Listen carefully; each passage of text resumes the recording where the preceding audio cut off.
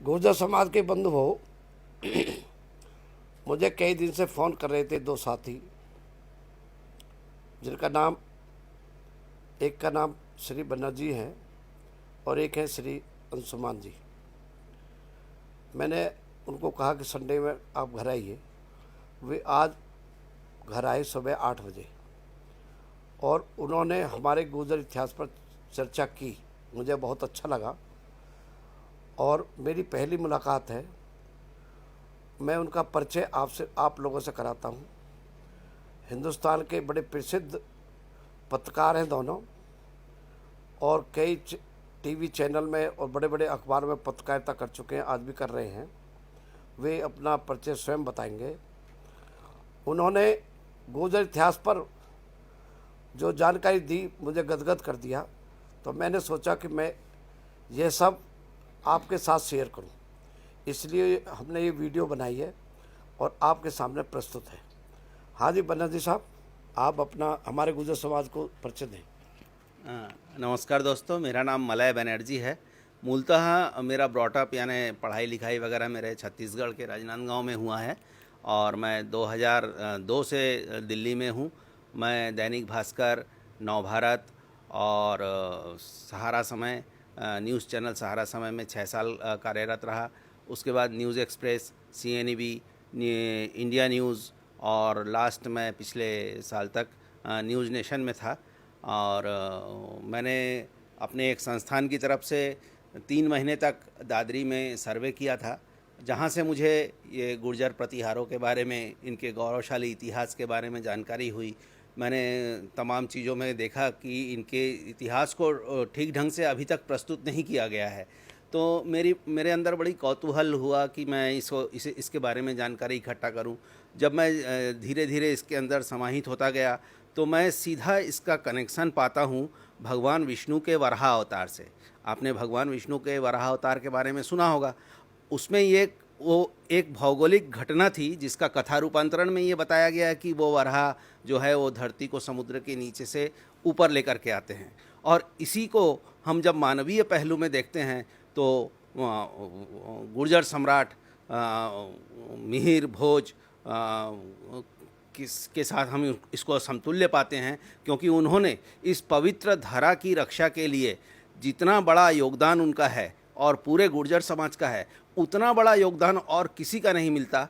हमारे अगर हम किसी की तुलना इस वराह अवतार के साथ कर सकते हैं तो वास्तव में वो सम्राट मिहिर भोज ही हो सकते हैं। मैं अपने एक साथी अंशुमान जी से भी आपका परिचय कराना चाहूँगा। अंशुमान आनंद जी इतिहास के विद्यार्थी हैं और उन्होंने भी इस विषय पर बहुत पहले से काम किया हुआ है। मैं स्वयं उनको अंशुमान जी को ये माइक सौंप रहा हूँ, वो अपने बारे में आपको बताएंगे। नमस्कार दोस्तों, मैं अंशुमान आनंद जर्नलिस्ट हूँ, पत्रकार हूँ। स्टार न्यूज़, जी न्यूज़, आज तक जैसे कई संस्थानों में काम कर चुका हूँ। मैं मूल रूप से इतिहास का विद्यार्थी हूँ और JNU का स्टूडेंट रहा हूँ। मुझे हमेशा से ये विचार मन में आता था कि जो इस्लाम अरब में 600 ईस्वी में अपने उरूज पे पहुँच गया, अपने शिखर पे पहुँच गया, उसने मिस्र पर जीत हासिल की, ईरान पर जीत हासिल की, लेकिन भारत आने में उसको इतना समय क्यों लग गया। तो मैंने इस पर रिसर्च शुरू की, शोध शुरू किया, तो मुझे पता चला कि भारत के महान गुर्जर सम्राटों ने अरब आक्रमणकारियों की आंधी को 300 साल तक रोक के रखा। लेकिन आश्चर्य की बात है कि वामपंथी इतिहासकारों ने हमारे इस इतिहास को भुला दिया। सम्राट नागभट्ट से लेके एक लंबा शासनकाल 300 वर्षों का रहा, जब गुर्जर सम्राटों ने इस भारत भूमि की म्लेच्छों से रक्षा की। उनके पास 36 लाख की बड़ी फौज हुआ करती थी, जो कि 4 हिस्सों में बटी हुई थी, और इसमें सबसे प्रतापी शासक थे सम्राट मिहिर भोज, जिन्होंने 836 ईस्वी से लेके 885 यानी 49 वर्षों तक निष्कंटक राज्य किया। एक इतने लंबे समय तक उन्होंने सैकड़ों जंगें लड़ी, महान युद्ध किए और विदेशी आक्रमणकारियों से भारतीय धरती को बचाया।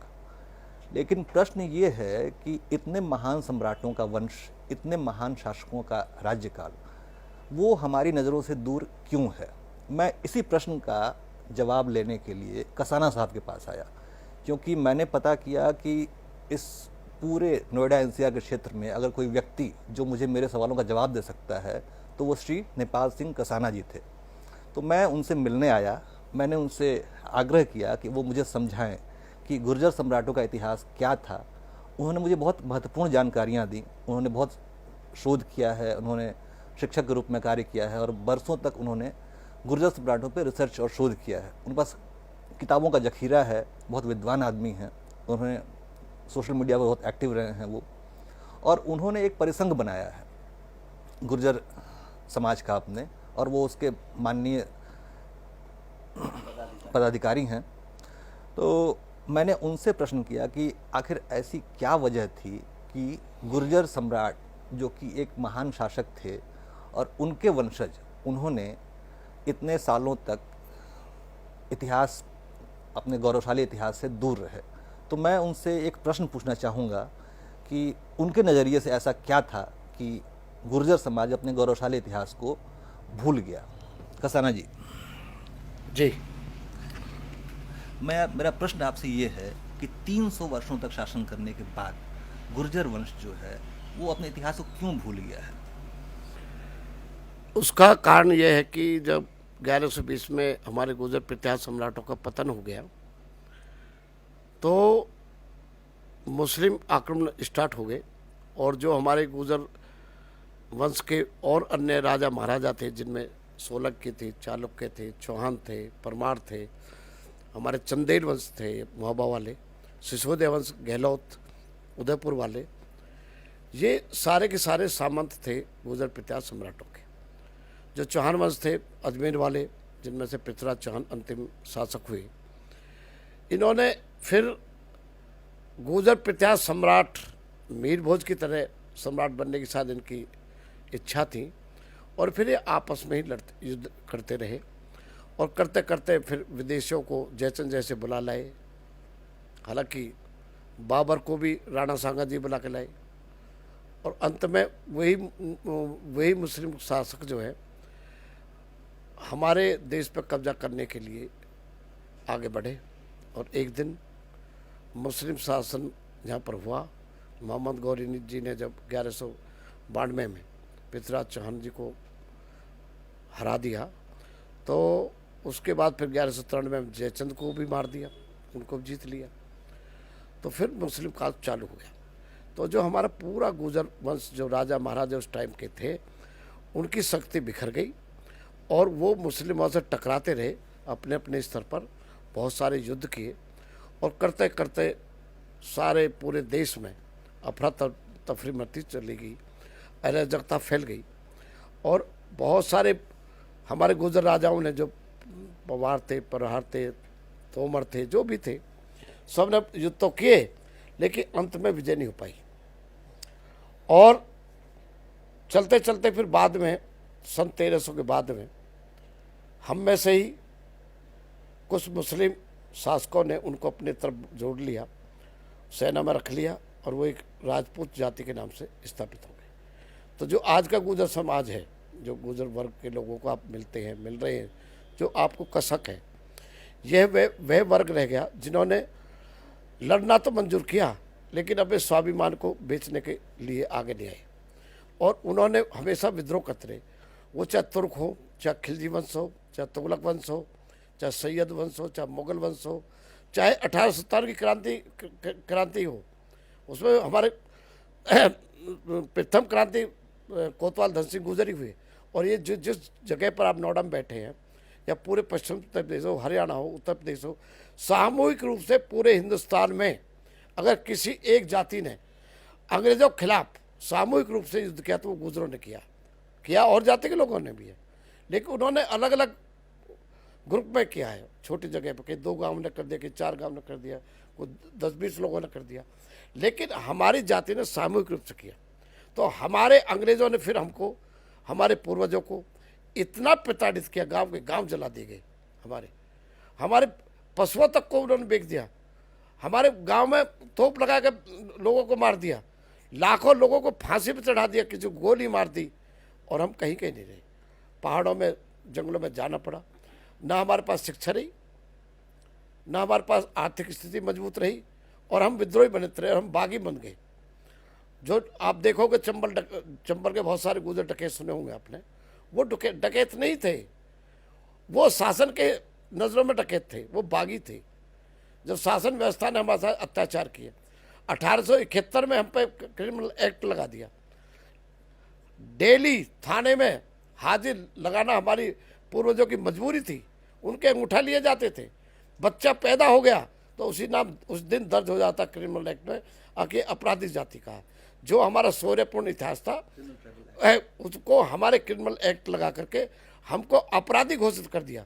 लोगों की नज़रों में जो सत्ता के साथ जुड़े हुए थे, जो सत्ता का स्वाद चाख रहे थे, जो आम लोग थे, ना इधर थे ना वो उधर थे, वो हमको एक आपराधिक जाति का मान बैठे। और हम बड़ा महत्वपूर्ण प्रश्न इसी बात पर है मेरा आपसे कि मैंने गुर्जर जाति के बारे में इतिहास का जब अध्ययन किया तो मुझे आर्ष ग्रंथों में एक शब्द मिला राजा दशरथ के लिए, गुरुतरो गुरु, यानी कि गुरुओं का गुरु। जिस गुरुतर शब्द से गुर्जर शब्द की उत्पत्ति हुई, यानी कि गुर्जर जाति का जो संबंध है वो भगवान राम के पवित्र इक्ष्वाकु कुल से है। इस बात का प्रतीक ये है कि गुर्जर सम्राट जहाँ भी हुए उन्होंने सूर्य मंदिर बनवाया। भीनमाल में, आपके सौराष्ट्र में और मुल्तान में, हर जगह गुर्जर सम्राटों के बनाए हुए सूर्य मंदिर मिलते हैं, जो कि ये साबित करता है कि वो सूर्य वंश के क्षत्रिय हैं। किंतु आज की डेट में, आज के वर्तमान समय में गुर्जर जाति इतनी हीन अवस्था को प्राप्त हुई, ये बड़े आश्चर्य और शोध का विषय है। आखिर क्यों गुर्जर समाज अपने इतिहास से दूर हो गया? मैं कसाना साहब से सवाल का जवाब चाहूँगा। नहीं, वो स्थितियाँ हमारे अंशुमान भाई ऐसी बन गई कि हमको अपने पूर्वजों को अपनी रोजी रोटी का एक सवाल खड़ा हो गया था। जब जंगलों में गए, बहुत सारे लोगों पर हमारे लिए चोरी का इल्जाम लगाते हैं, लेकिन उनको ये नहीं मालूम कि गुर्जर आज भी हिंदुस्तान में जो भी हिंदू गुर्जर है शुद्ध शाकाहारी है। किसी के घर पर मीट नहीं बनता है, औरत बहुत नफरत करती है। और हमें ने तो जो आर्य समाज का या जिस टाइम सूर्यवंश का प्रादुर्भाव हुआ उस टाइम नियम बनाए गए थे, उस नियम का पालन, संस्कार, ब्राह्मणों को सम्मान देना, छोटी जातियों के लिए लड़ना, कमज़ोरों की सुरक्षा करना, कमज़ोरों को शरण देना, दूसरे के गरीब लोगों की मदद करना, ये गुण हमारी पूरी जाति में है।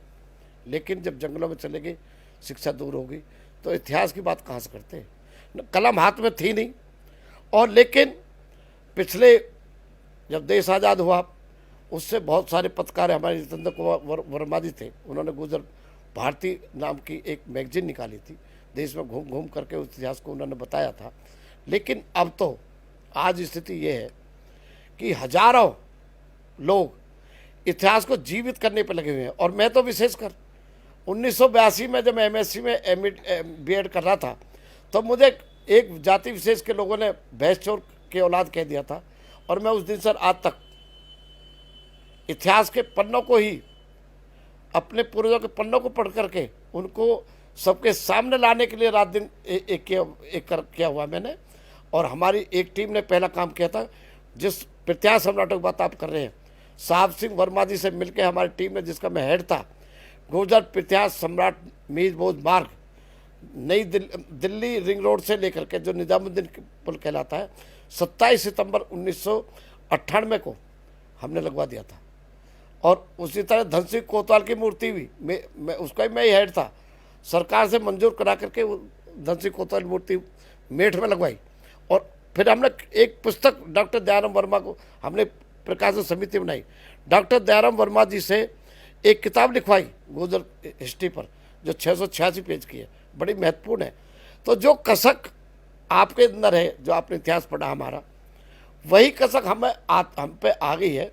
और आज मैं ही अकेला नहीं, हमारे देश के हमारे गुर्जर समाज के बहुत सारे इतिहासकार, बहुत सारे सामाजिक संगठन इस मुद्दे पर काम कर रहे हैं। और अब तो हमारे मीर भोज के नाम से हमारे पूर्वजों ने बहुत बड़ा कॉलेज पहले बना दिया था, 1966-67 में उसका नाम रख दिया था, उनकी मूर्ति लगी हुई थी।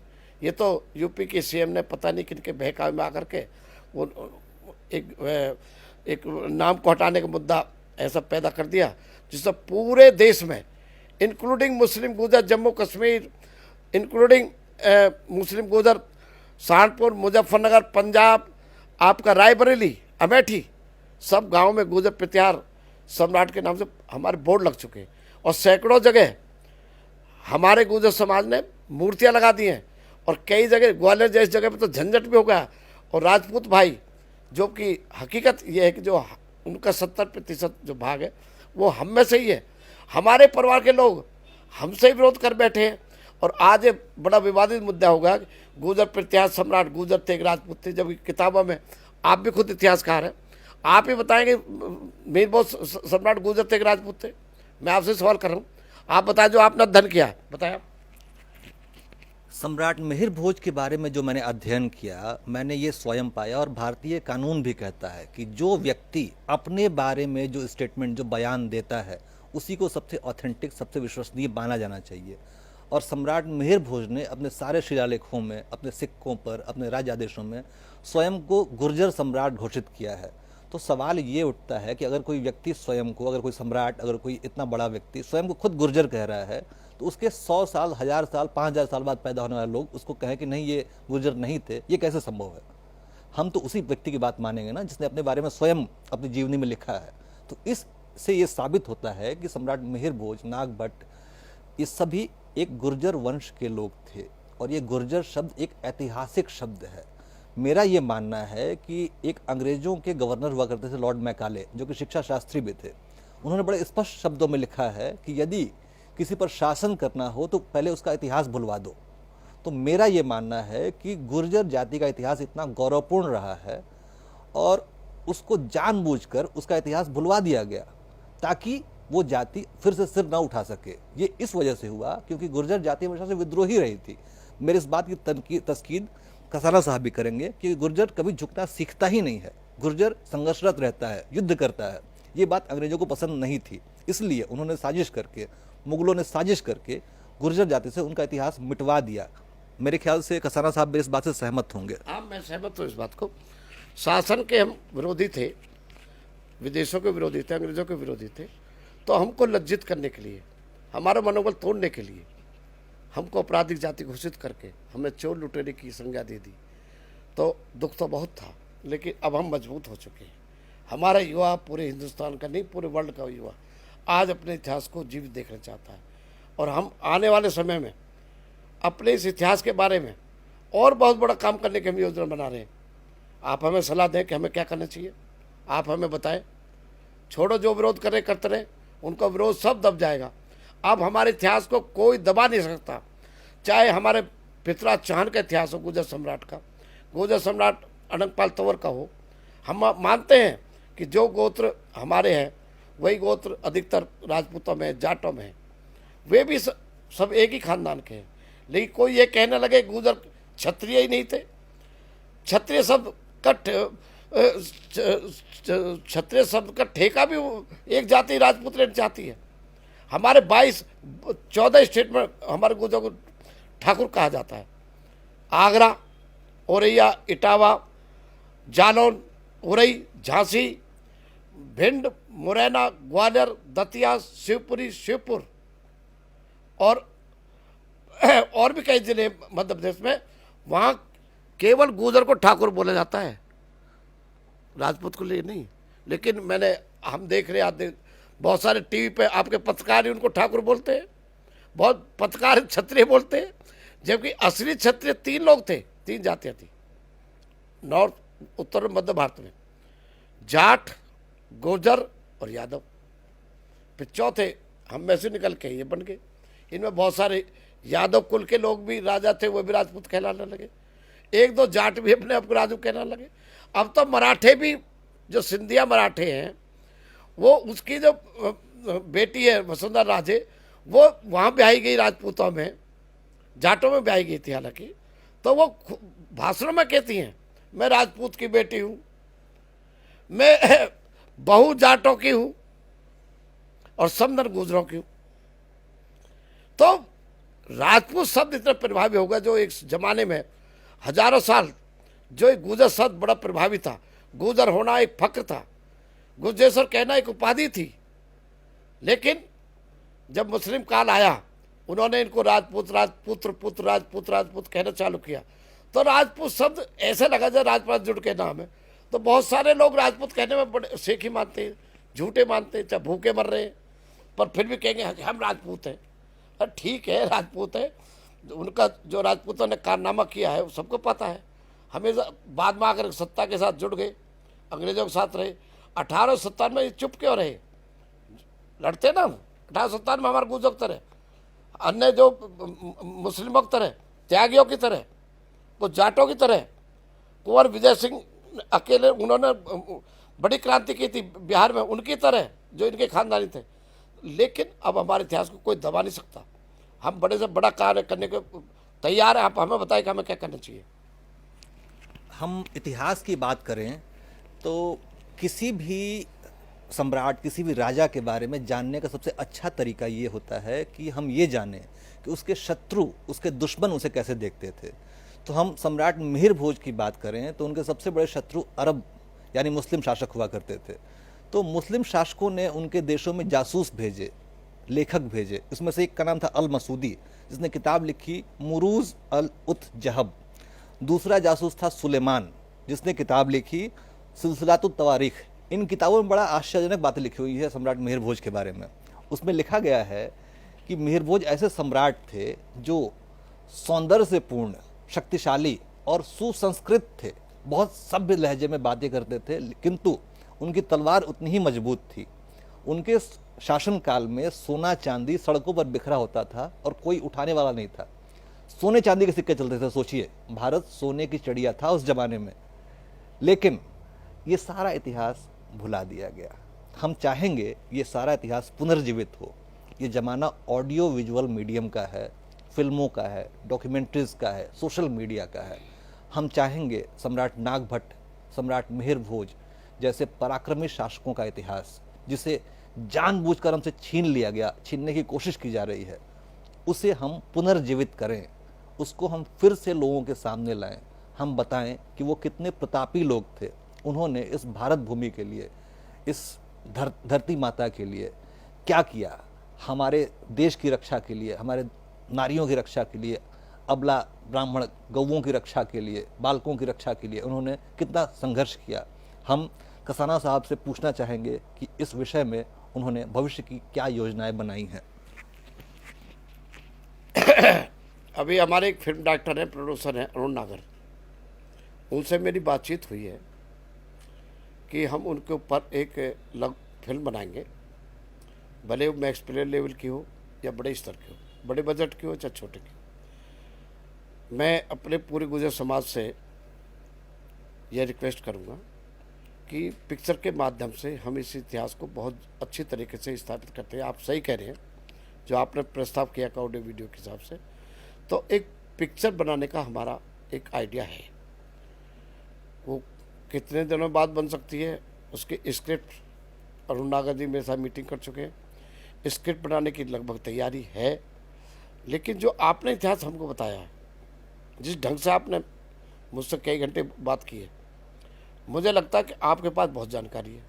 आप दोनों बंदे साहब भी बहुत जानकारी रखते हैं। तो सर साहब, इस बारे में तो क्षमा चाहूँगा, मेरी जानकारी आपसे कम है। मैंने आपसे 4 घंटे बात की है। हाँ। और मैं समझ चुका हूँ कि इस मामले में मेरी जानकारी आपसे सीमित है।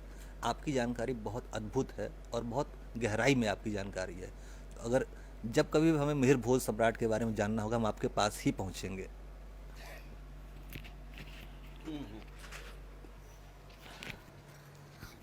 तो गुर्जर भाइयों, उठे राष्ट्र तुम्हारे कंधों पर, बढ़े प्रगति के प्रांगण में, पृथ्वी को रख दिया उठाकर तुमने नभ के आंगन में। तुम्हारे प्राणों के ज्वार पर लहराते हैं देश सभी, चाहे जिसे इधर कर दो, चाहे जिसे उधर क्षण में।